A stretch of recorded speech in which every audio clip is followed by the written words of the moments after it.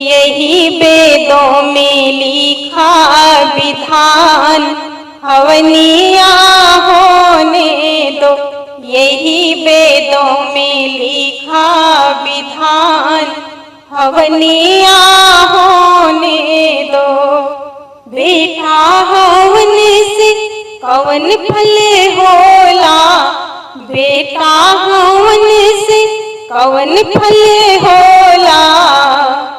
गया में देने को पिंडा दान, हवनिया होने दो।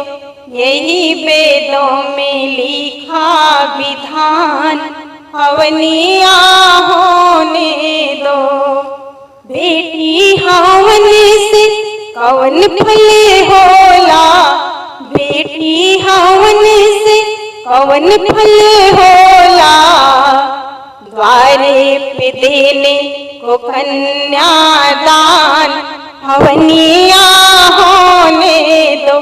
यही वेदों में लिखा विधान, हवनिया होने दो। हवन के महक से आंगन मोरा महके, हवन के महक से घर मोरा महके। होला जन्म सफल हमार, हवनिया होने दो। यही वेदों में लिखा विधान, हवनिया